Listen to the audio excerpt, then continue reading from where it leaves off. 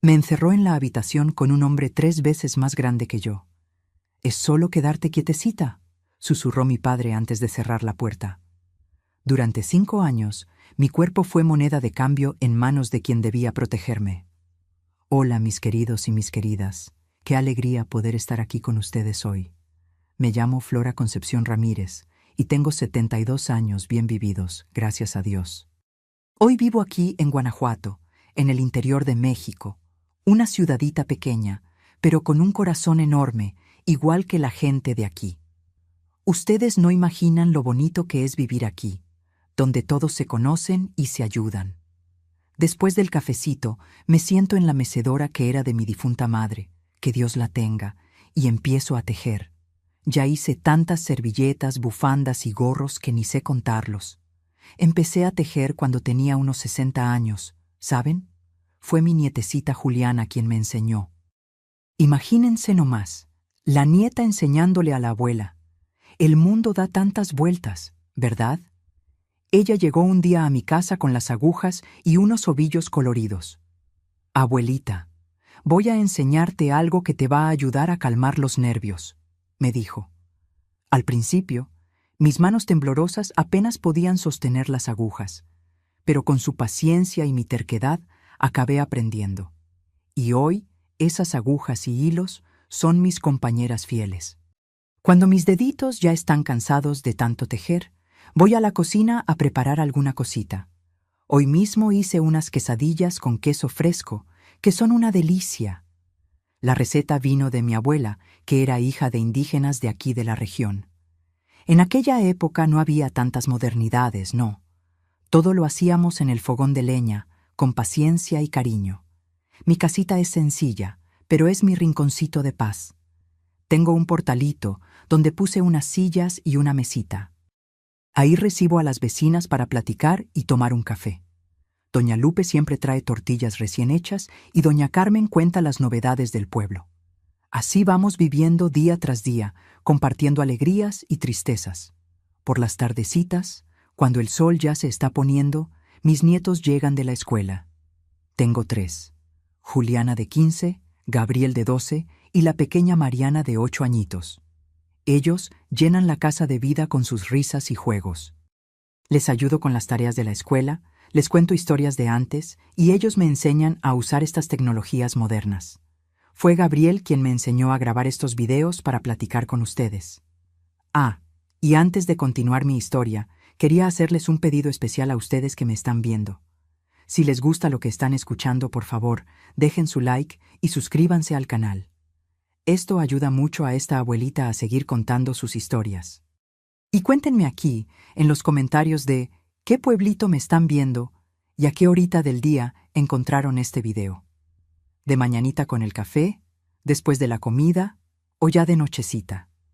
Yo siempre leo todos los comentarios y me pone muy contenta saber de dónde son ustedes y cuándo sacan un tiempecito del día para escuchar las historias de esta abuelita. Cuéntenme, ¿eh? Vamos a crear una cadena de cariño.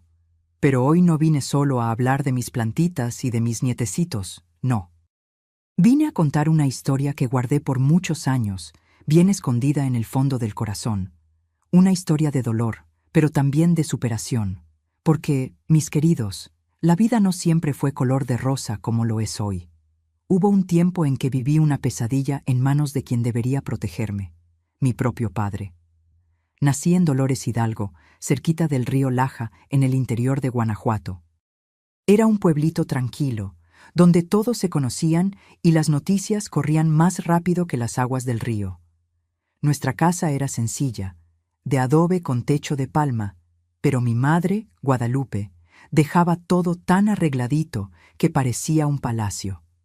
Ella era una mujer fuerte, de manos gruesas de tanto trabajar, pero con una sonrisa que iluminaba el mundo entero. Mi padre, Eduardo, trabajaba como pescador y vendía el pescado en el mercado del pueblo. Era un hombre alto, de hombros anchos, con una risa que hacía temblar las paredes, pero que tenía una mirada que cambiaba como el tiempo. Éramos una familia grande. Además de mí, la más pequeña, tenía a mis 4 hermanos mayores. Gustavo, el mayor, que desde chico ayudaba a papá en la pesca. Después venía Esperanza, que tenía un don especial con las plantas. Ignacio, que era calladito y vivía con la cabeza metida en los libros que la maestra le prestaba. Y Olivia, que tenía unos 3 años más que yo y era mi compañera a todas horas. Nuestra casa quedaba en la parte más alejada de Dolores Hidalgo, casi a la orilla del río. Era una casa pequeña, pero el patio era enorme. Tenía árboles de mango, de guayaba y hasta unas gallinas que mamá criaba. El piso era de tierra y cuando llovía se formaba un lodo que aprovechábamos para hacer muñequitos. Las paredes eran de adobe, esa mezcla de barro con paja que nosotros mismos ayudábamos a preparar. Nuestra cocina tenía un fogón de leña que mamá encendía bien tempranito. El olor del café colándose en esos coladores de tela llenaba toda la casa. No teníamos baño dentro de casa, no. Era una casita de madera allá en el fondo del patio. Y cuando llovía era una tristeza tener que ir hasta allá. Nos bañábamos con agua del pozo que papá sacaba con una cuerda y un balde. En invierno era aquella agua helada que te erizaba todo el cuerpo, pero ni nos importaba. Era todo muy natural para nosotros. Mi infancia, hasta los 8 años, fue como la de cualquier niña del interior en aquella época. Me despertaba con el canto del gallo, ayudaba a mamá a barrer el patio y a alimentar a las gallinas.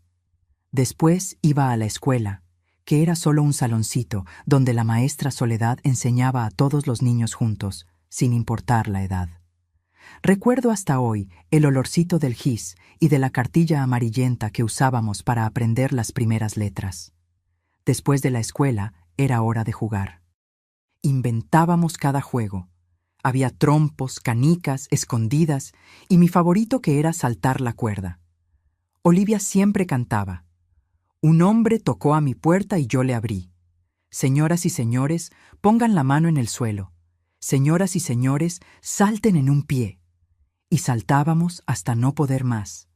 También jugábamos a las casitas debajo del árbol de mango, donde las hojas caídas eran nuestra alfombra y las ramas bajas, nuestras paredes. Mis amiguitos eran los hijos de los vecinos.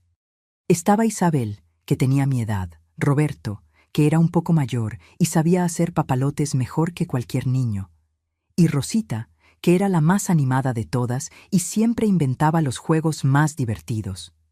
Corríamos descalzos por esos caminos de tierra, nos caíamos, nos raspábamos, pero nos levantábamos y seguíamos jugando como si nada hubiera pasado. Por la noche, después de que papá volvía de la pesca y mamá terminaba de arreglar la cocina, nos sentábamos frente a la casa para escuchar las historias que la abuela Josefa contaba. Eran historias de la Llorona, del Charro Negro, del Nahual y de la Malinche, que ella decía que protegía los bosques de Guanajuato. Las escuchábamos con los ojos muy abiertos, con miedo y fascinación al mismo tiempo.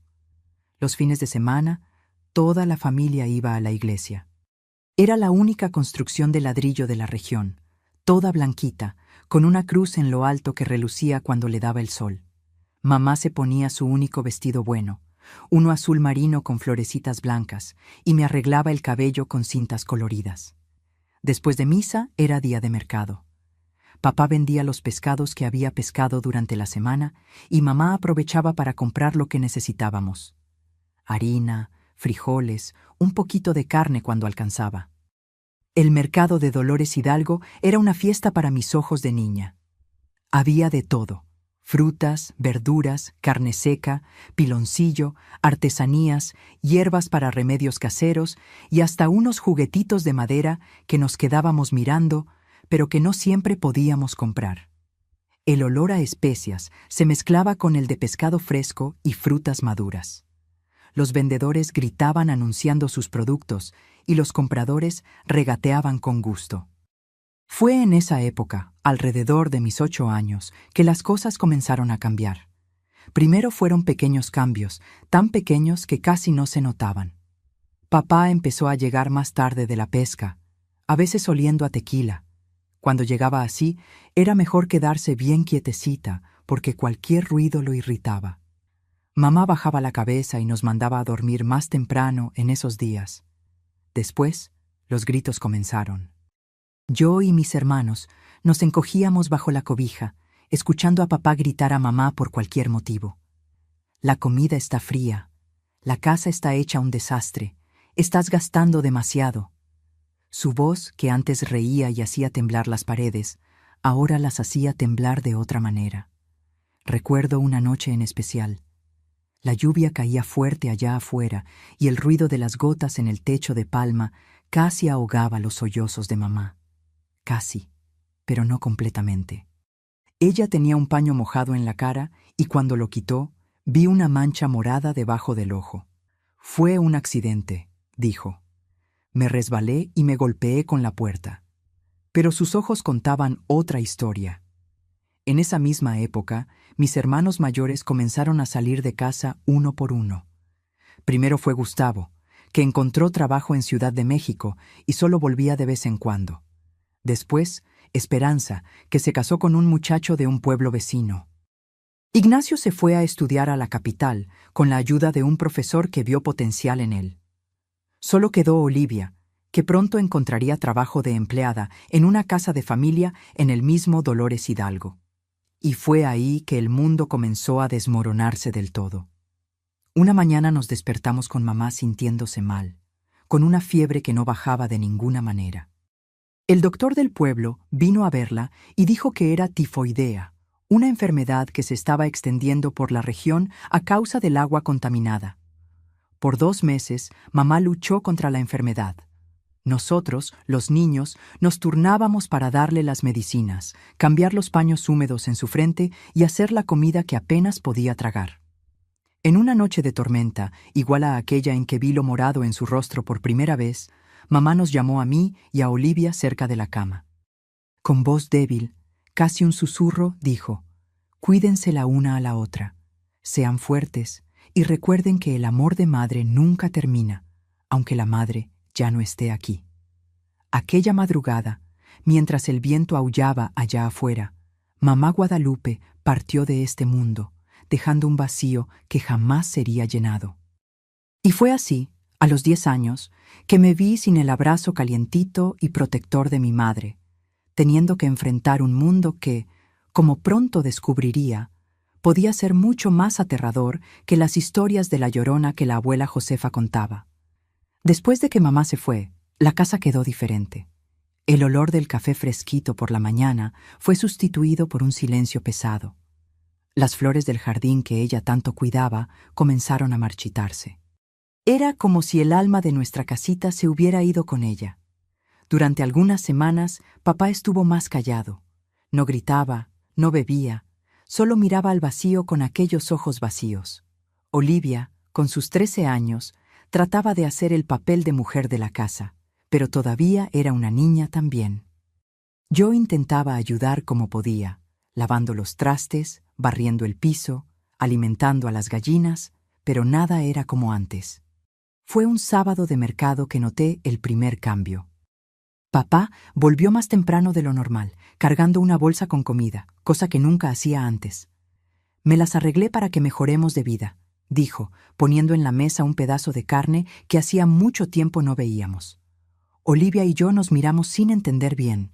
Ese mismo día, después de la cena, él llamó a Olivia para una conversación a solas. Yo me quedé en la cocina fingiendo que limpiaba las ollas, pero aguzando el oído para tratar de escuchar. Solo logré captar algunas palabras sueltas: familia respetable, oportunidad, empleada, buen salario. Cuando Olivia volvió, tenía los ojos llorosos, pero una sonrisa débil en los labios. «Voy a trabajar en la casa de don Hernández», me contó más tarde, cuando estábamos acostadas en nuestro colchón de paja, compartiendo la misma cobija remendada. Papá dice que es una oportunidad de aprender a ser una muchacha decente y todavía ganar un dinerito para ayudar en casa. 2 semanas después, una mañana de domingo, vi a mi hermana partir con un bultico de ropa bajo el brazo. Papá la acompañó hasta la casa del tal don Hernández, que quedaba en la parte rica de Dolores Hidalgo, donde las casas tenían ventanas de vidrio y portones de hierro. Corrí tras ellos hasta un pedazo del camino, pero papá me mandó volver a casa. Solo tuve tiempo de abrazar a Olivia y prometerle que iría a visitarla todos los domingos. Y así me quedé, sola con papá en aquella casa, que se volvía más grande y más silenciosa cada día. Al principio, él todavía iba a pescar todos los días y yo cuidaba de la casa, como había aprendido con mamá. Pero pronto la rutina cambió. Papá comenzó a faltar a la pesca, diciendo que estaba cansado o que el tiempo no estaba bueno. Iba más y más a la cantina del Señor Jesús, donde los hombres se juntaban para beber tequila y jugar cartas. Cuando volvía, ya de noche, se tambaleaba por el camino y gritaba pidiendo comida caliente. Si no había, la culpa era mía. Inútil, ni para eso sirves, vociferaba, golpeando con la mano en la mesa. Yo temblaba como una hoja, pero no lloraba delante de él. Lloraba después, escondida bajo la cobija, abrazando la almohada, que todavía guardaba un poquito del olor de mamá. El domingo siguiente, como prometido, fui a visitar a Olivia. Pero cuando llegué a la casa grande de don Hernández, su mujer, doña Carmela, una señora flaca de nariz empinada, me dijo que Olivia estaba demasiado ocupada para recibir visitas. «Vuelve otro día», dijo, cerrando el portón en mi cara. Volví el domingo siguiente y el otro, siempre recibiendo la misma respuesta. Hasta que un día doña Carmela ni siquiera abrió el portón, solo gritó desde dentro de la casa. «Ya te dije que no puedes recibir visitas. No vuelvas más». Pasaron 3 meses sin noticias de mi hermana. 3 meses en que la situación en casa solo empeoraba. El dinero de la pesca, que ya era poco, se fue haciendo cada vez más raro. Las cuentas empezaron a acumularse. El arroz se acabó, después los frijoles. Llegué a pasar días comiendo solo tortillas con un poquito de sal. Fue en una de esas noches en que el estómago me rugía tanto que no podía dormir, cuando escuché la puerta del frente abrirse. Era bastante tarde y pensé que sería papá volviendo de la cantina, pero escuché voces diferentes, de hombres que no conocía. Me quedé quietecita en mi cama con el corazón latiendo fuerte. «¿Así que es aquí donde vives, Eduardo?», preguntó una voz gruesa. «Lugar humilde, ¿eh?». «Es lo que se puede tener», respondió papá con aquella voz arrastrada de cuando estaba borracho. «¡Pero entren, entren!». Los hombres entraron en la sala que estaba separada del cuarto solo por una cortina vieja. Eran 3 además de mi padre. Por el agujerito de la cortina pude ver que todos tenían vasos en la mano. «¿Y dónde está esa hija de la que tanto hablas?», preguntó otro hombre más bajo y barrigón. «Estoy curioso por conocerla». «Flora, ven aquí», gritó papá. Todo mi cuerpo se heló. No quería salir de aquella cama, pero sabía que era peor desobedecer. Me puse mi único vestido decente, que ya estaba demasiado corto, y salí de detrás de la cortina. 4 pares de ojos me miraron de arriba abajo y sentí un escalofrío recorrer mi espalda. «¿Es esta?», preguntó el tercer hombre, más viejo que los otros, con cabellos canosos en las sienes. «Pero si es solo una niña». «Va a cumplir 11 años el mes que viene», respondió papá, poniendo la mano en mi hombro con fuerza. «Pero ya sabe cocinar, lavar, planchar, hace todo el trabajo de la casa». Fue entonces que entendí lo que estaba sucediendo.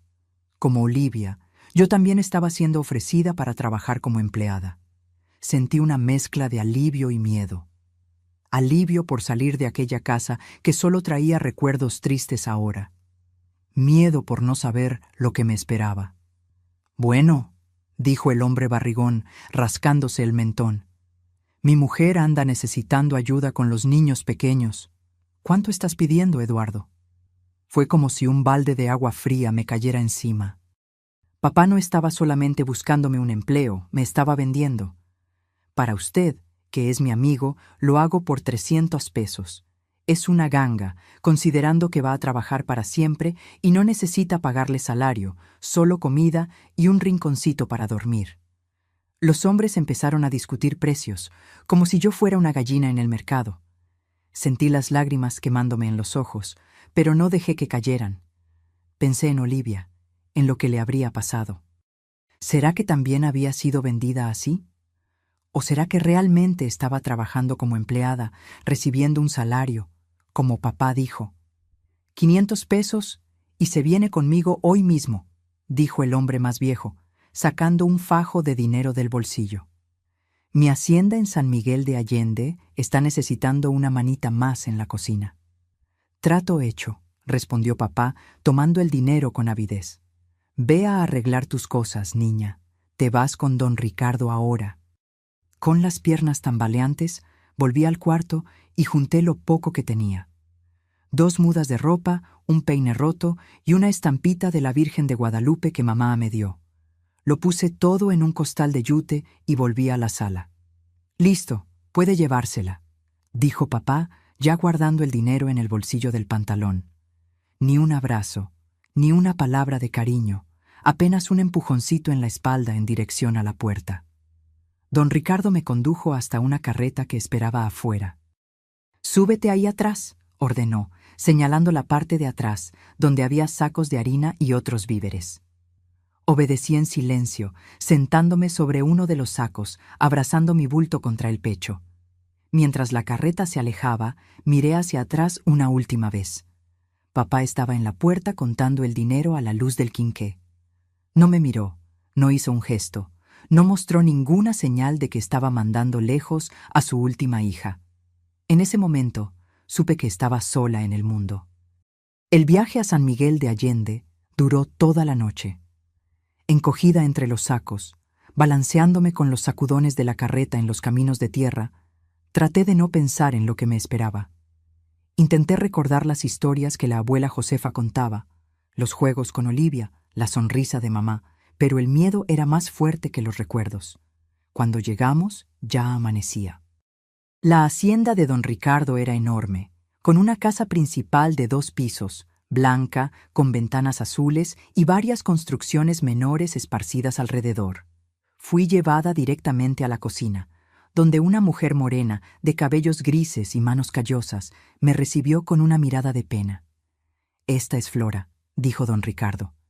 «Enséñale el trabajo, Juana, y recuerda que no quiero ver a nadie holgazaneando por aquí». Juana asintió con la cabeza y esperó a que él saliera para acercarse a mí. «¿Cuántos años tienes, niña?», preguntó con una voz sorprendentemente amable. «Voy a cumplir 11», respondí todavía abrazada a mi bulto, como si pudiera protegerme. Ella suspiró profundamente. «Ay, Dios mío, otra niña más». Sus ojos encontraron los míos y vi en ellos una mezcla de tristeza y determinación. «Escucha bien, niña. Aquí en la hacienda de don Ricardo, las cosas no son fáciles, pero voy a hacer lo posible por protegerte. Solo haz lo que yo te diga y no respondas cuando los patrones te hablen, ¿entendido?». Asentí con la cabeza, sintiendo un poquito de esperanza por primera vez desde que había entrado en aquella carreta.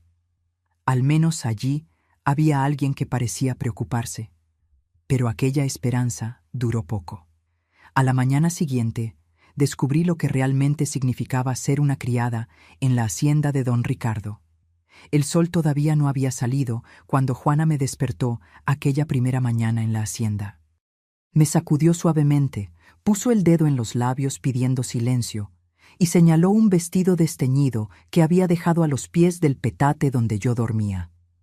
«Ponte esto y ven conmigo», susurró. El vestido era demasiado grande, pero amarré la cintura con un pedazo de cuerda y seguí a Juana hasta la cocina. Era un cuarto grande con un fogón de leña enorme, una mesa larga de madera oscura en el centro y estanterías llenas de ollas de todos los tamaños. El olor a café recién colado y a leña quemada me recordó a casa y por un instante sentí un nudo en la garganta. «Aquí», dijo Juana entregándome un metate pesado. «Muele estos granos de café mientras preparo el desayuno de los patrones». Me senté en un banquito bajo y comencé a trabajar.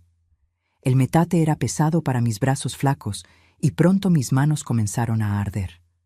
Pero continué, observando a Juana moverse por la cocina con la agilidad de quien conoce cada rincón. Ella amasaba la masa de las tortillas, cortaba frutas, batía huevos y todavía encontraba tiempo para lanzarme miradas alentadoras.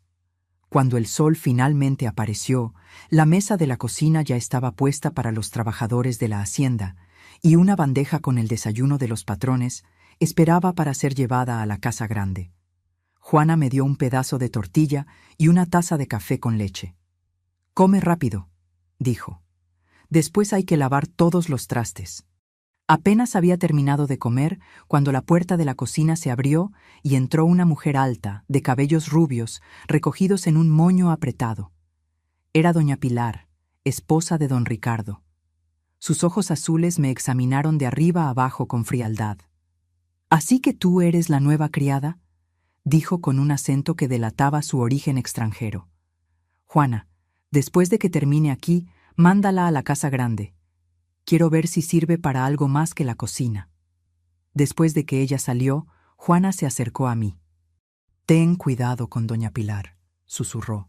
«No tiene paciencia con nadie, mucho menos con niños». Cuando terminé de lavar la montaña de trastes, con las manos arrugadas de tanto estar en el agua, Juana me dio instrucciones sobre cómo llegar a la casa grande. «No mires directamente a los patrones. No hables a menos que te pregunten algo y no toques nada sin permiso», aconsejó. La casa grande era un mundo diferente de la cocina. El suelo era de baldosas coloridas.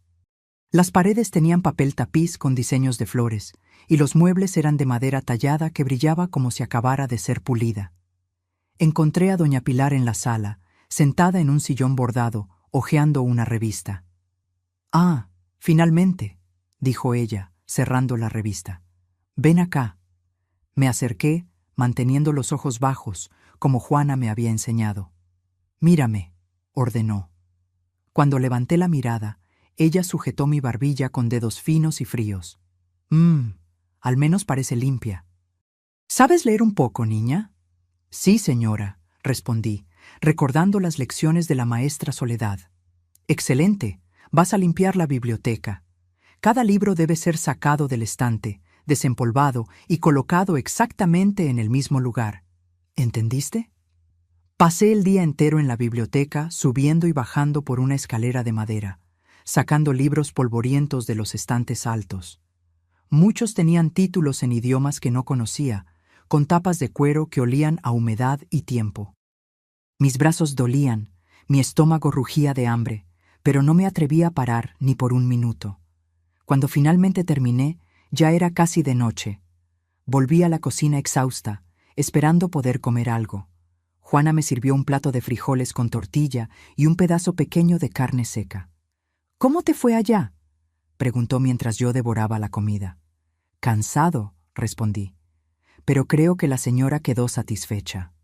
Juana sacudió la cabeza. «No te engañes, niña. Aquí nadie queda satisfecho nunca». Y ella tenía razón. En los días que siguieron, me di cuenta de que no importaba cuánto me esforzara, siempre había algo mal. Si lavaba el piso, no estaba lo suficientemente brillante. Si arreglaba las camas, las sábanas no estaban perfectamente estiradas. Si ayudaba en la cocina, era muy lenta o muy torpe. Las tareas eran interminables. Despertaba antes del sol para ayudar con el desayuno. Después limpiaba la casa grande, lavaba ropa, planchaba sábanas, restregaba ollas, escardaba el jardín, alimentaba a las gallinas y cualquier otro trabajo que necesitara ser hecho. Por la noche caía en el petate de la cocina, tan cansada que apenas podía pensar. Pero lo peor no era el trabajo en sí, era el trato. Para los patrones, yo era invisible hasta que hacía algo mal. Entonces, de repente, existía, pero solo para recibir gritos y a veces hasta golpes en las manos o tirones de orejas. Don Ricardo raramente aparecía en la cocina, pero cuando lo hacía, sus ojos pequeños y oscuros me seguían por la habitación, haciéndome sentir incómoda. Era un hombre grande, de hombros anchos y manos gruesas, con una voz que hacía temblar las paredes cuando se enojaba. Fue él quien me dio la primera paliza 2 semanas después de mi llegada. Estaba llevando una bandeja con la cena para el comedor, cuando tropecé con la alfombra y tiré una fuente de arroz. El ruido de la porcelana rompiéndose fue seguido por un silencio mortal. «Torpe», rugió don Ricardo, levantándose de la mesa. «¿Sabes cuánto cuesta esa porcelana?». Antes de que pudiera responder, agarró una vara delgada que estaba colgada en la pared. Yo nunca había entendido para qué servía hasta aquel momento. Los golpes en mis piernas y espalda ardían como fuego, pero aprendí ese día a no llorar delante de los patrones. Las lágrimas solo los irritaban más. Más tarde en la cocina, Juana puso un remedio de hierbas en las marcas rojas que la vara había dejado.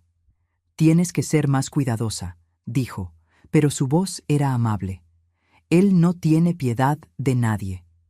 Con el paso de los meses, fui aprendiendo a moverme por la casa como una sombra, a prever lo que los patrones querían antes incluso de que lo pidieran, a desaparecer cuando don Ricardo estaba de mal humor. Juana se convirtió en mi única amiga, la única persona que me trataba como gente. Fue ella quien me contó sobre los otros niños que habían pasado por allí. «Algunos huyen», dijo una noche, mientras hacíamos la última comida del día. «Pero la mayoría no tiene a dónde ir, y los que huyen, cuando los atrapan...». No completó la frase, pero la mirada que me lanzó lo decía todo. Una noche, casi un año después de mi llegada, Juana me llamó a un rincón oscuro de la cocina. «Tengo algo que contarte», susurró. «Pero tienes que jurar que no dirás nada». Prometí guardar el secreto y ella continuó. «Tu hermana, Olivia, trabaja en la casa de don Hernández, que es hermano de nuestro patrón». Mi corazón se aceleró. «¿La viste? ¿Está bien?» Juana se mordió el labio. «La vi cuando fui a entregar un encargo allá. Está viva, pero no puedo decir que esté bien. Aquella casa no es buen lugar para una muchacha joven». Quise preguntar más, suplicarle que me llevara hasta allá, pero Juana puso un dedo en mis labios. «No podemos hacer nada ahora, pero un día, quién sabe». La esperanza de algún día volver a ver a Olivia era como una pequeña llama que me mantenía viva. En los días más difíciles, cuando el trabajo parecía no tener fin, o cuando los gritos y las palizas se volvían insoportables, me aferraba a esa esperanza. Pero la realidad de la hacienda seguía siendo dura e implacable. Con el tiempo, mis dedos quedaron callosos de tanto restregar, mis manos agrietadas de tanto estar en el agua con sosa. Mi cuerpo, que era de niña cuando llegué, comenzaba a cambiar, y eso trajo nuevos peligros. Me di cuenta de que la mirada de don Ricardo sobre mí estaba diferente. Ya no era solo la mirada irritada del patrón a la empleada torpe. Era algo más, algo que me hacía querer esconderme cuando él estaba cerca. Juana también lo notó. «No te quedes sola con él», me advirtió cierta vez después de sorprender al patrón observándome mientras barría el porche. «Y si te llama para ir a su despacho por la noche, di que estás enferma, que tienes fiebre, cualquier cosa». Yo no entendía completamente lo que ella quería decir, pero sentía que era algo grave. El miedo pasó a ser mi compañero constante. Miedo a don Ricardo, miedo a doña Pilar, miedo a nunca más ver a Olivia, miedo a pasar el resto de mi vida en aquella hacienda. El tiempo pasaba lentamente, marcado por las estaciones. La época de cosecha, cuando el trabajo se duplicaba. La época de lluvias, cuando las goteras en el techo de la cocina no nos dejaban dormir. La época de fiestas, cuando la casa se llenaba de invitados y teníamos que trabajar día y noche para dar abasto a todo. En una de esas fiestas, poco antes de mi cumpleaños número 12, ocurrió algo que lo cambiaría todo. La hacienda estaba llena de hacendados y sus esposas, todos vestidos con sus mejores ropas. Yo y otras 2 niñas, que habían sido traídas recientemente, Catalina y Matilde, servíamos bebidas y aperitivos, intentando ser invisibles como nos habían enseñado. Fue cuando vi un rostro conocido entre los invitados. Era don Hernández, el mismo que se había llevado a Olivia. Mi corazón se aceleró. Si él estaba allí, ¿sería posible que...? Y entonces la vi, entrando en el salón justo detrás de él, cargando una bandeja de dulces. Era Olivia, pero ya no era la niña que yo recordaba. A los 15 años parecía mucho mayor. Su rostro había perdido la suavidad de la infancia. Sus ojos parecían opacos, sin vida. Cuando nuestras miradas se cruzaron, vi un destello de reconocimiento seguido por un gesto casi imperceptible, un pequeño movimiento de cabeza, como si dijera, «No muestres que me conoces». Obedecí, continuando mi trabajo como si nada hubiera pasado, pero por dentro mi corazón latía tan fuerte que pensé que todos podrían oírlo. Mi hermana estaba viva. Estaba allí a pocos metros de mí. Más tarde, cuando todos estaban ocupados con la cena, conseguí chocarme con ella en el pasillo. «Encuéntrame en la veranda de atrás después de que todos se duerman», susurré rápidamente antes de seguir mi camino, como si nada hubiera ocurrido. Aquella noche, mientras esperaba la hora de que todos se recogieran, hacía planes. Tal vez podríamos huir juntas, encontrar a nuestros hermanos mayores, comenzar una vida lejos de allí. La simple idea de estar con Olivia nuevamente me daba un valor que no sabía que tenía.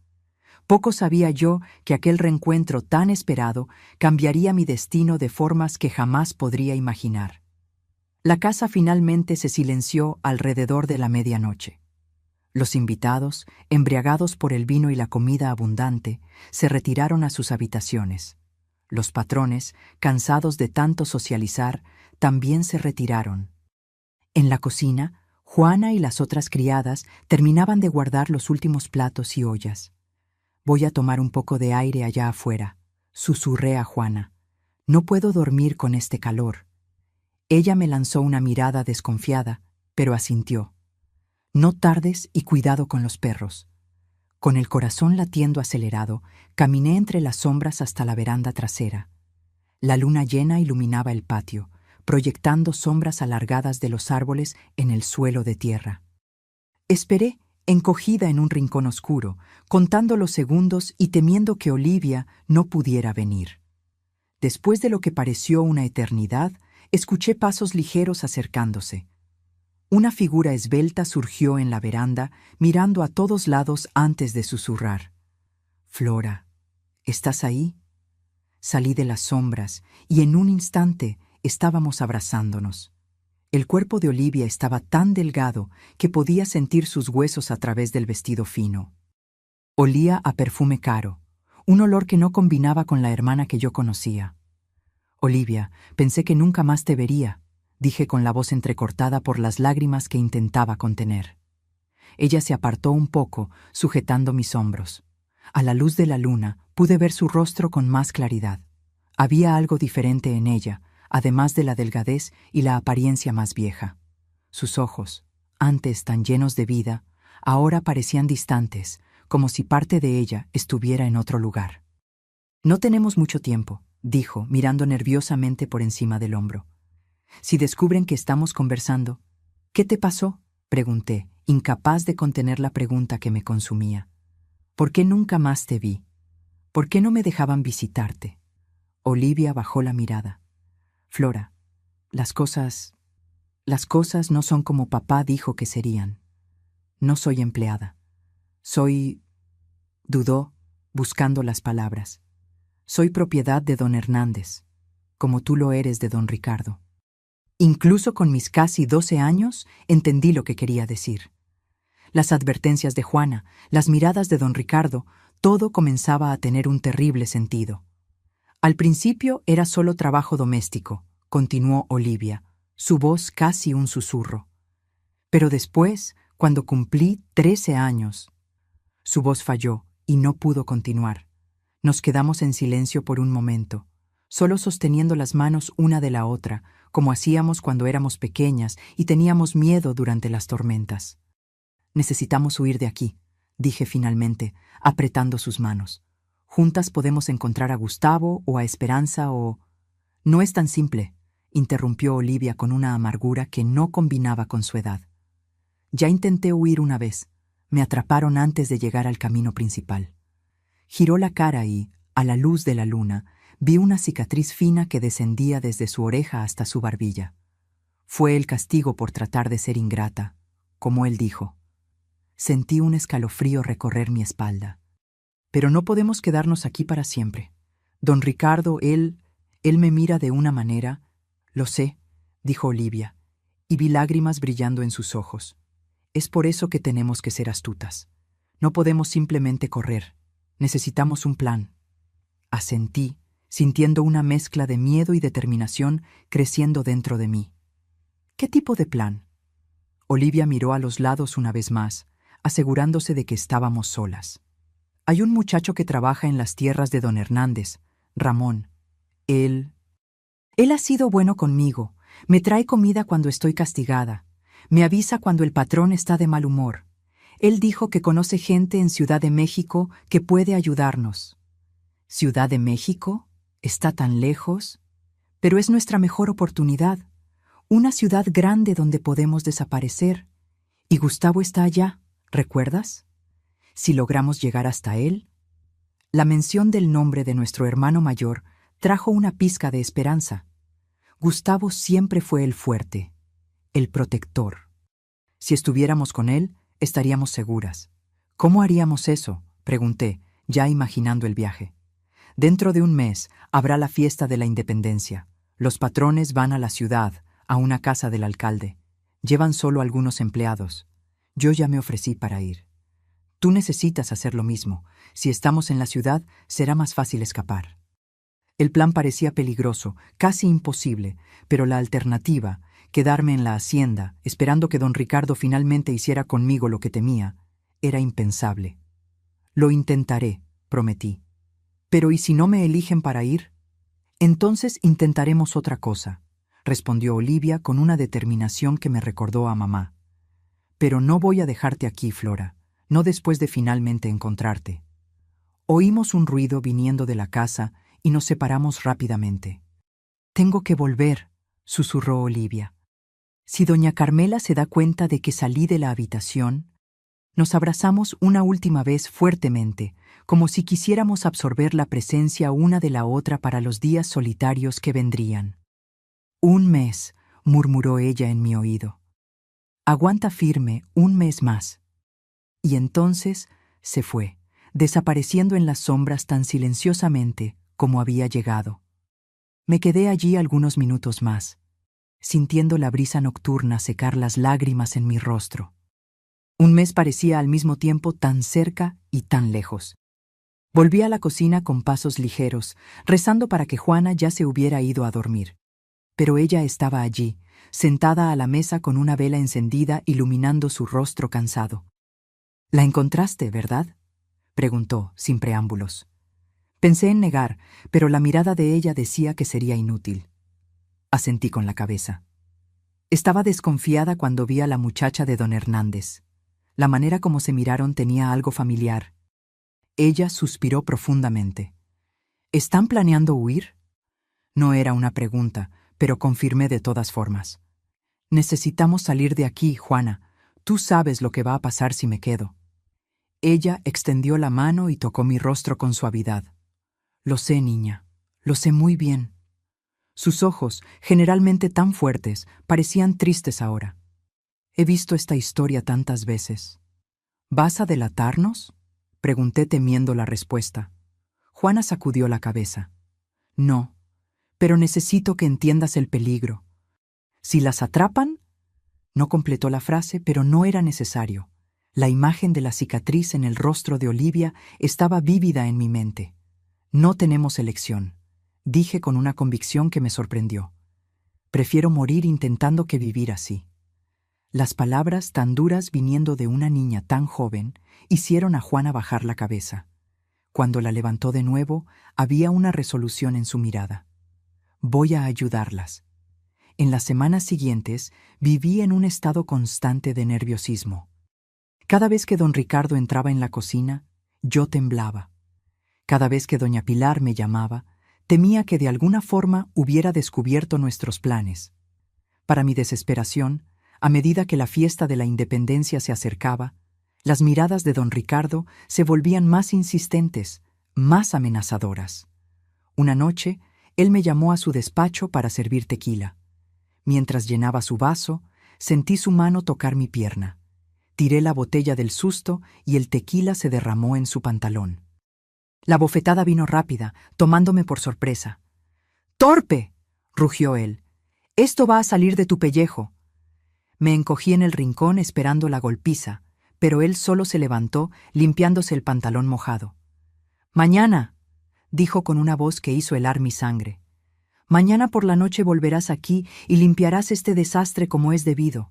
¿Entendido?». Salí corriendo en cuanto me despidió y corrí a la cocina, donde vomité toda la cena. Juana me encontró así, temblorosa y pálida. «¿Qué pasó?», preguntó ayudándome a levantarme. Entre sollozos conté lo que había ocurrido. «Mañana por la noche», repitió ella, el rostro sombrío. «Esto no es bueno, Flora. Nada bueno». «¿Qué hago?», pregunté desesperada. Juana se quedó en silencio por un largo momento, como si estuviera tomando una decisión difícil. «Vas a huir esta noche. Pero, ¿y Olivia? ¿El plan?» «No hay más tiempo para el plan», cortó ella. «Te ayudaré a llegar a la ciudad. De allá puedes mandar un mensaje a tu hermana, pero no puedes esperar más». Esa noche, mientras todos dormían, Juana me entregó un paquete pequeño. «Tiene comida para 2 días y un poco de dinero que junté. No es mucho, pero debe ayudar. Ven conmigo», supliqué, tomando sus manos callosas. «Tú también mereces salir de aquí». Ella sonrió, una sonrisa triste que cargaba el peso de muchos años de sufrimiento. «Mi tiempo de correr ya pasó, niña, pero el tuyo apenas está comenzando». Con lágrimas en los ojos, abracé a aquella mujer que había sido más madre para mí en los últimos años que cualquier otra persona. «Nunca te olvidaré», prometí, «ni yo a ti. Ve antes de que alguien se despierte». Salí por la puerta de atrás de la cocina, llevando solo el pequeño paquete de Juana y la esperanza de una vida mejor. La noche estaba oscura, sin luna, lo que era bueno para esconderme, pero malo para encontrar el camino. Siguiendo las instrucciones de Juana, mantuve el camino principal a distancia, caminando por el monte, guiada solo por las estrellas y por la fe de que Dios me miraba. Cada sonido me sobresaltaba. El ulular de un búho, el susurro de las hojas, el aullido distante de un perro. Imaginaba a los capataces de don Ricardo en mi búsqueda, los perros oliendo mi rastro. Pero seguí caminando, un pie delante del otro, repitiendo bajito el nombre de mis hermanos como un mantra de esperanza. Con la primera luz de la mañana, llegué a la orilla de un río, el mismo río Laja que bañaba mi ciudad natal, ahora mi ruta de escape. Allí, exhausta y con los pies sangrando, tuve que tomar una decisión: seguir por la orilla, arriesgándome a ser vista, o intentar cruzar, arriesgándome a ahogarme. Fue cuando escuché a lo lejos el ladrido de los perros. Los ladridos se hacían más fuertes a cada segundo. Miré hacia el río, sus aguas oscuras y revueltas, y sentí el miedo paralizarme. Nunca fui buena nadadora.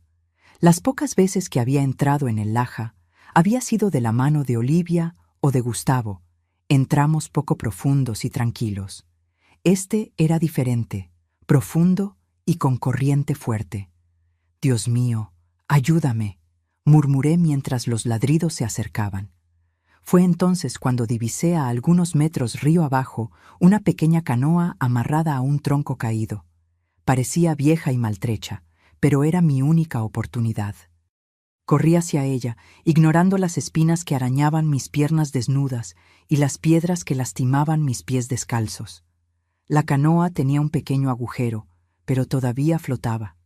Con manos temblorosas, desaté la cuerda que la sujetaba al tronco. No había remo, solo un pedazo de madera que tal vez podría servir para dirigir la embarcación. Entré en la canoa que se balanceó peligrosamente, amenazando con volcarse.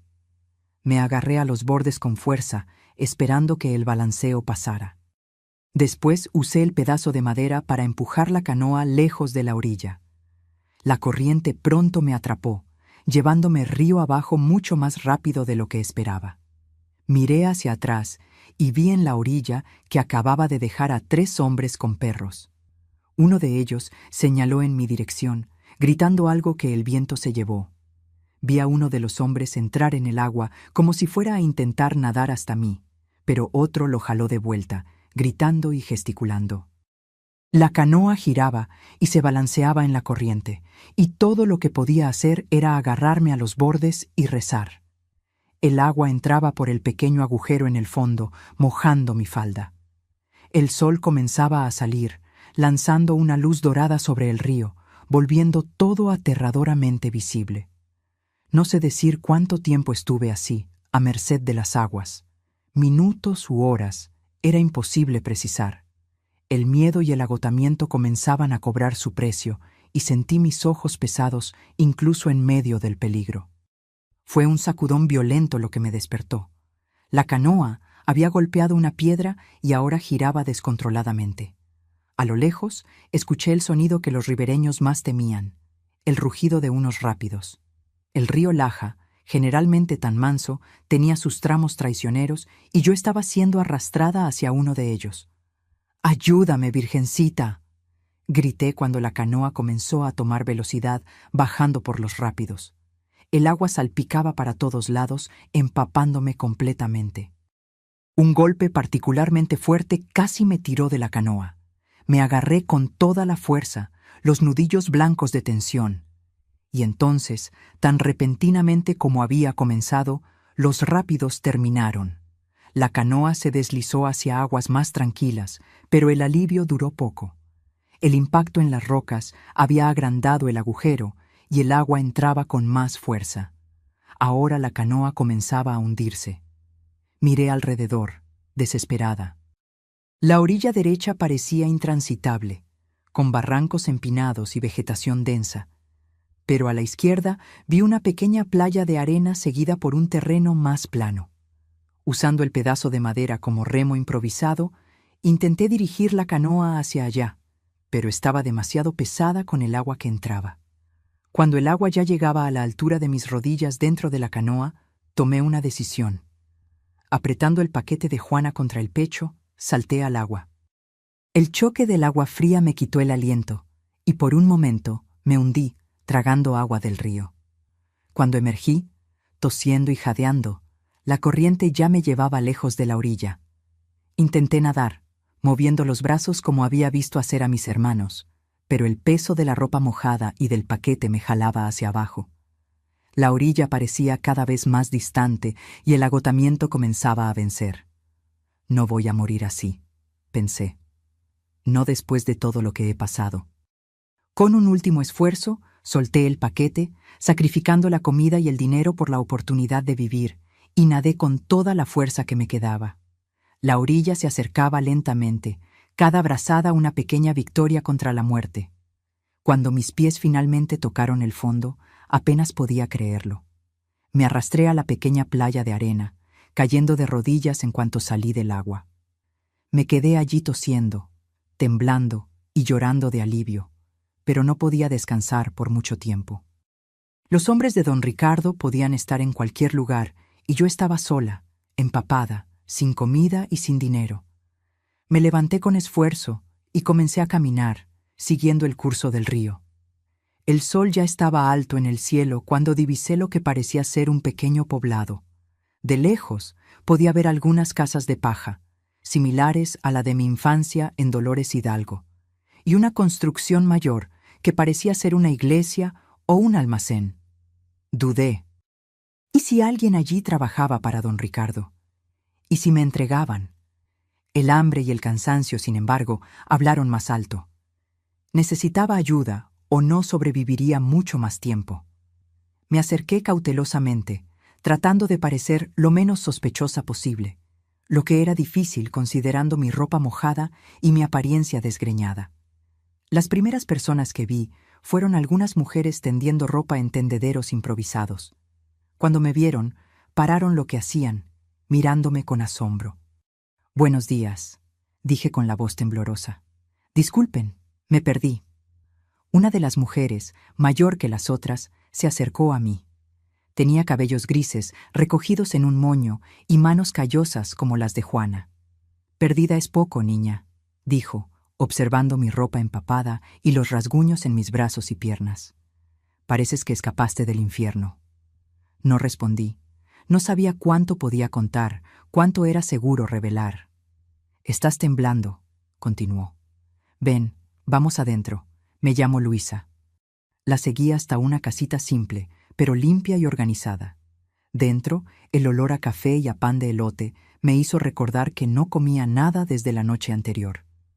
Mi estómago rugió alto y Luisa sonrió.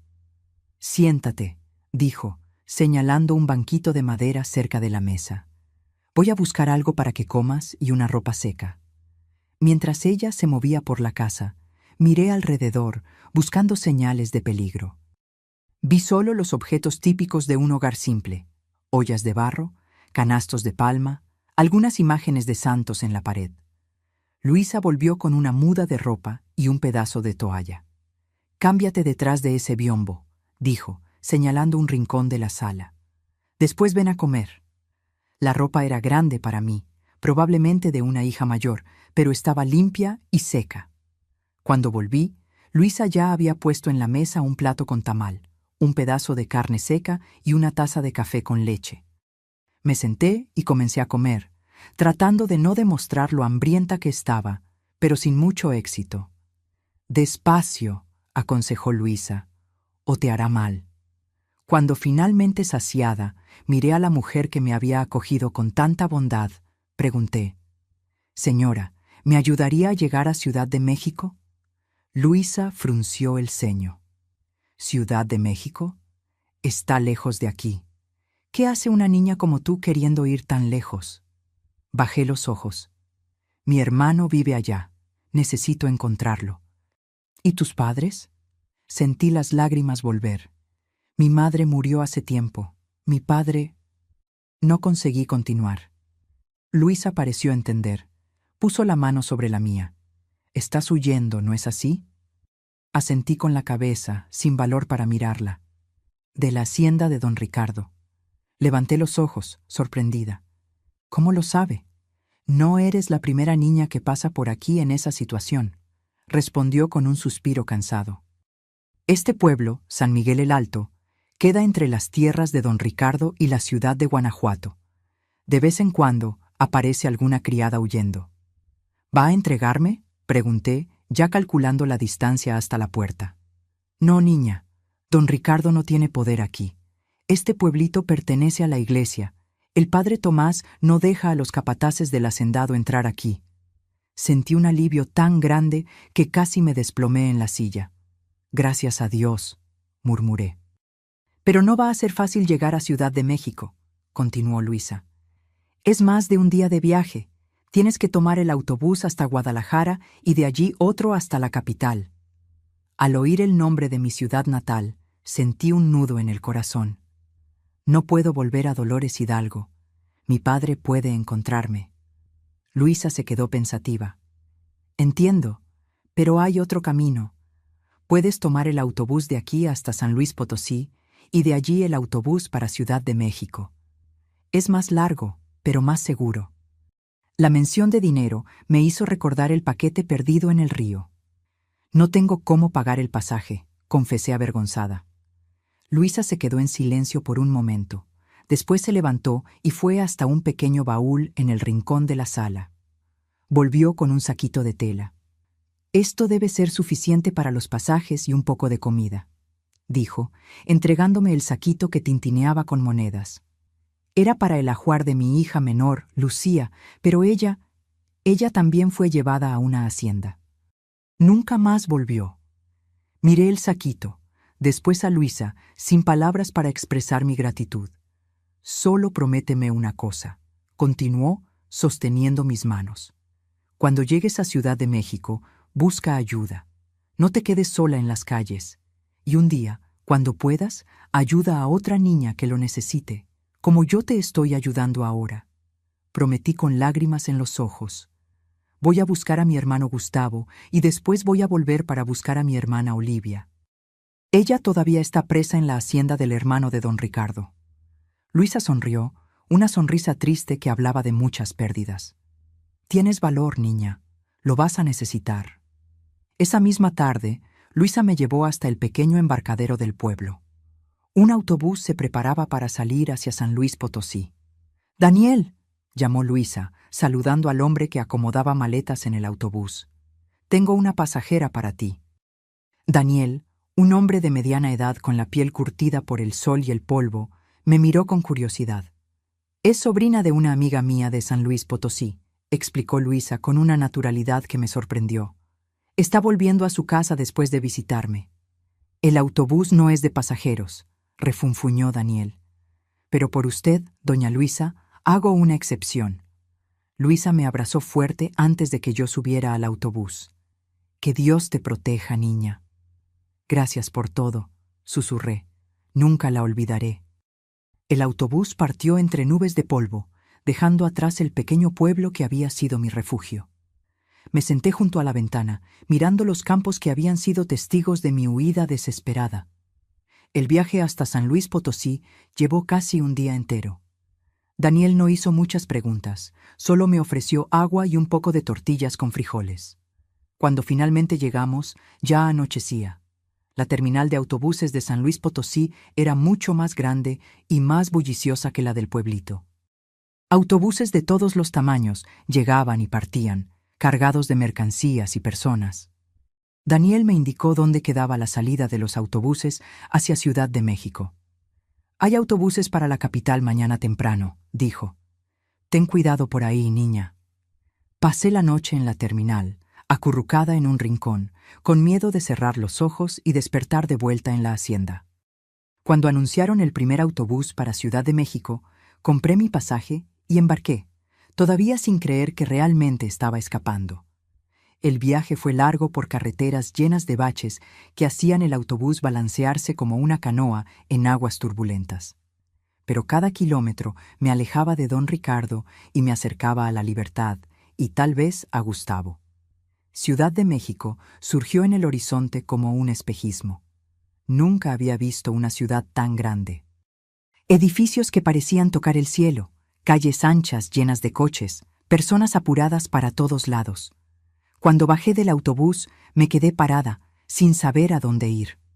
«Oye, ¿estás perdida?», preguntó un niño de la calle que vendía chicles cerca de la terminal. «Estoy buscando a mi hermano», respondí. «Gustavo Ramírez, trabaja en una construcción». El niño hizo una mueca. «Hay un montón de construcciones en Ciudad de México. ¿Sabes en cuál?». No sabía. La última noticia que habíamos recibido de Gustavo había sido años atrás, cuando mandó a decir que estaba trabajando en una obra en Ciudad de México, pero dónde exactamente, nadie sabía. «Quizás en el mercado encuentres a alguien que lo conozca», sugirió el niño. «Hay gente de todas partes allá». Seguí su indicación y llegué al mercado central de Ciudad de México. Era una explosión de colores, sonidos y olores que me aturdió. Puestos vendían de todo: frutas, verduras, carnes, ropa, artesanías, hierbas. Los vendedores gritaban anunciando sus productos. Los clientes regateaban, niños corrían entre los puestos. Pasé el día entero caminando por el mercado, preguntando a todos los vendedores si conocían a Gustavo Ramírez. La mayoría solo sacudía la cabeza negativamente. Algunos hacían preguntas que no sabía responder. Cuando el mercado comenzó a cerrar, me di cuenta de que estaba de vuelta en el punto de partida.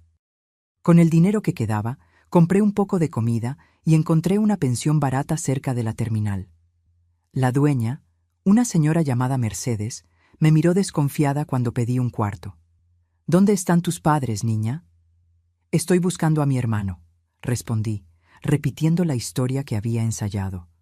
«Él trabaja en una construcción aquí en Ciudad de México. Vine del interior para quedarme con él». Mercedes no pareció muy convencida, pero aceptó el dinero que le ofrecí. «Solo por una noche», dijo. «Mañana tienes que encontrar a tu hermano». El cuarto era pequeño y simple, pero limpio. Me acosté en la cama, exhausta, pero incapaz de dormir. La libertad tan soñada ahora venía acompañada de un nuevo miedo: el de no encontrar a Gustavo, de quedar sola en una ciudad grande y desconocida. Al día siguiente, después de un desayuno simple ofrecido por Mercedes, salí nuevamente en busca de mi hermano. Esta vez, seguí el consejo de uno de los huéspedes de la pensión y fui hasta el sindicato de trabajadores de la construcción civil. El edificio del sindicato era simple, con un letrero descolorido en la entrada. Dentro, algunos hombres conversaban en voz baja. Me acerqué tímidamente al mostrador, donde un señor de lentes organizaba papeles.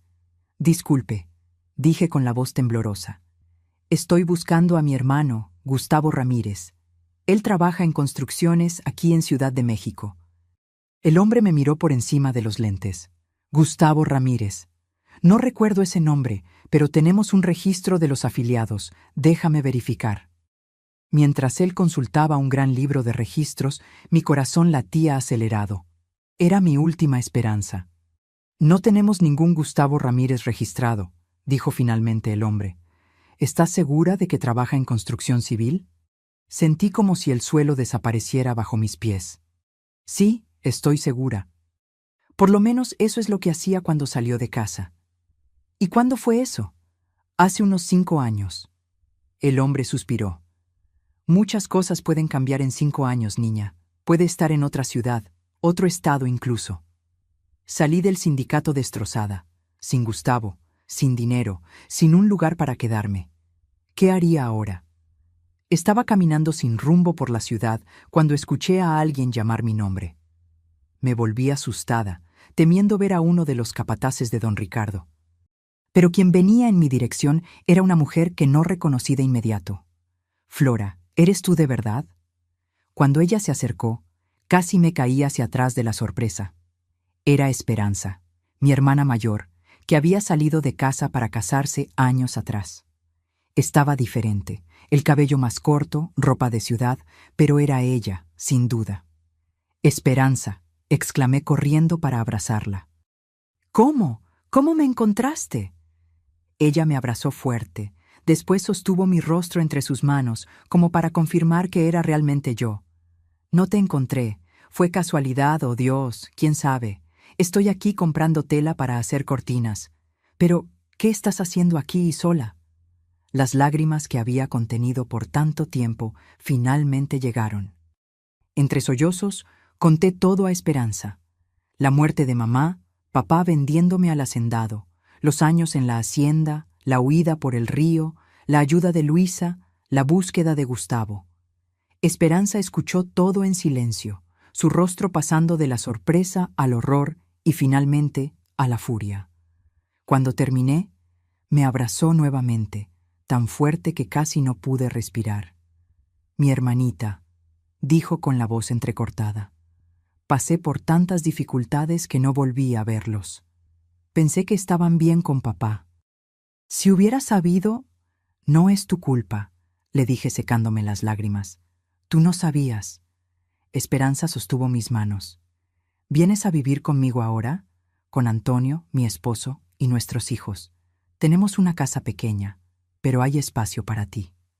¿Pero y Olivia? Pregunté. Ella todavía está en la hacienda de don Hernández. Necesito sacarla de allí. Esperanza frunció el ceño. Una cosa a la vez, Flora. Primero necesitas recuperarte, fortalecerte. Después pensaremos cómo ayudar a Olivia. Y así, en el espacio de un día, mi vida cambió completamente una vez más. De niña perdida y desesperada, pasé a tener un hogar, una familia. Esperanza y Antonio me recibieron con los brazos abiertos en su casa, en un barrio sencillo de Ciudad de México. En los meses que siguieron, fui adaptándome a la vida en la ciudad. Esperanza insistió en que volviera a estudiar, y comencé a asistir a una escuela cerca de casa. Al principio fue difícil. Estaba muy atrasada en relación con los otros niños de mi edad, pero estudiaba con ahínco, determinada a recuperar el tiempo perdido. Por la noche, sin embargo, las pesadillas venían. Soñaba con don Ricardo persiguiéndome, con el agua del río tragándome, con Olivia presa y pidiendo socorro. Despertaba gritando, empapada de sudor, y Esperanza venía a calmarme. Pasará, decía, acariciando mi cabello como mamá solía hacer. Con el tiempo pasará. Pero el tiempo pasaba y la preocupación por Olivia solo aumentaba. Necesitaba salvarla como me había salvado a mí misma. Necesitaba cumplir la promesa que nos hicimos aquella noche en la veranda de la hacienda. Fue cuando Ignacio, nuestro hermano estudioso, apareció para una visita. Estaba terminando la carrera de Derecho en Monterrey y había venido a pasar las vacaciones a Ciudad de México. Cuando supo de mi historia y de Olivia, su rostro generalmente calmado se transformó.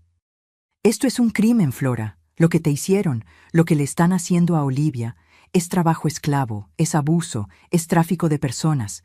Tenemos que denunciarlo». «¿Denunciar?», pregunté sin entender. «¿A quién? La policía obedece a los hacendados». No en todas partes, respondió Ignacio. Hay autoridades federales que investigan ese tipo de crímenes, abogados que no tienen miedo a los hacendados, periodistas que pueden exponer esto. Y así, con la ayuda de Ignacio, comenzamos a planear no solo el rescate de Olivia, sino el fin del imperio de terror de don Ricardo y don Hernández. Hoy, cuando miro por la ventana de mi casita en Guanajuato y veo el sol naciendo, agradezco a Dios por cada día. La vida me enseñó que, incluso en las noches más oscuras, el amanecer siempre llega. La denuncia que Ignacio hizo contra los hacendados tardó en surtir efecto. Tenían amigos poderosos, pero eventualmente la justicia llegó. Tuve que revivir todo en el tribunal, enfrentar la mirada de don Ricardo, pero no estaba sola. Esperanza, Antonio e Ignacio permanecieron a mi lado. Lo más difícil fue el rescate de Olivia. Cuando conseguimos la orden judicial para buscarla, descubrimos que ya no estaba en la hacienda. Había sido vendida nuevamente y nadie sabía o fingía no saber a dónde. Fueron meses angustiosos. Las autoridades registraron haciendas en varios estados. Pusimos anuncios en periódicos, distribuimos fotos, visitamos hospitales e incluso cárceles. Cuando finalmente la encontramos en una hacienda remota en Chihuahua, estaba irreconocible, flaca, con la mirada perdida, el cuerpo marcado por cicatrices. Olivia había sido vendida varias veces, pasando de un hacendado a otro como mercancía. La recuperación fue lenta. Pasó años en tratamiento lidiando con los traumas. Hubo días en que pensé que nunca más veríamos a la Olivia alegre que conocí en la infancia. Pero el ser humano tiene una capacidad increíble de curación cuando recibe amor. Con el tiempo, Olivia encontró su camino. Se mudó a un convento en Puebla, donde las hermanas la acogieron. Allí encontró paz trabajando en el jardín. Hoy, con 75 años, todavía vive allá, serena en su simplicidad. En cuanto a mí, terminé los estudios e hice la carrera de trabajo social. Quería ayudar a otras niñas que, como yo y Olivia, habían sido víctimas de explotación. Trabajé por más de 30 años en la Secretaría de Asistencia Social de Ciudad de México, tratando casos de niños en situación de riesgo. Cada niño que conseguía salvar era una forma de curar mis propias heridas. Vi cosas terribles, situaciones que recordaban mucho lo que viví, pero también vi milagros ocurrir cuando las personas se unían para proteger a los más vulnerables. Fue a través de mi trabajo que conocí a Ramón, un delegado especializado en crímenes contra niños. Nos conocimos durante una operación para rescatar niñas de una red de explotación y algo nos conectó inmediatamente. Nos casamos cuando yo tenía 32 años, tarde para los estándares de la época, pero era el tiempo que necesitaba para sentirme lista. Ramón me enseñó que no todos los hombres son como mi padre o don Ricardo, que existe bondad genuina en este mundo. Tuvimos 2 hijos, Mauricio, hoy médico en Monterrey, y Claudia, que trabaja con derechos humanos en la Ciudad de México, son mis mayores orgullos junto con mis 3 nietos, Juliana, Gabriel y la pequeña Mariana. Cuando nos jubilamos, Ramón y yo decidimos salir de Ciudad de México y mudarnos a Guanajuato. Queríamos tranquilidad, cercanía con la naturaleza, un lugar para curar las últimas heridas que todavía llevábamos. Vivimos juntos por más de 40 años. Ramón partió hace 3 años, víctima de un infarto fulminante. Fue rápido. Estaba en el patio cuando cayó. No sufrió y por eso estoy agradecida. Ahora vivo sola, pero nunca me siento solitaria. Mis hijos me visitan regularmente. Mis nietos pasan las vacaciones conmigo. Mis vecinas Lupe y Carmen son compañeras de café y conversaciones. Lo que más me realiza hoy es poder compartir mi historia. Durante años, mantuve todo escondido, con vergüenza y miedo. Pero me di cuenta de que el silencio solo protege a los agresores. Cada vez que cuento lo que viví, siento que estoy extendiendo la mano a alguien que puede estar pasando por algo similar ahora. Trabajo como voluntaria en un centro de apoyo a víctimas de violencia aquí en Guanajuato. Las mujeres y niños que llegan allí, con los mismos ojos asustados que yo tenía, me reconocen como una igual. Cuando digo, yo sobreviví, tú también vas a sobrevivir, ellas creen porque saben que pasé por lo que están pasando. Cuando miro hacia atrás, a la niña asustada que fui un día huyendo por el río Laja, siento dolor y orgullo al mismo tiempo. Dolor por lo que pasé, por lo que Olivia y tantas otras sufrieron. Orgullo por haber sobrevivido, por haber usado mi experiencia para ayudar a otros.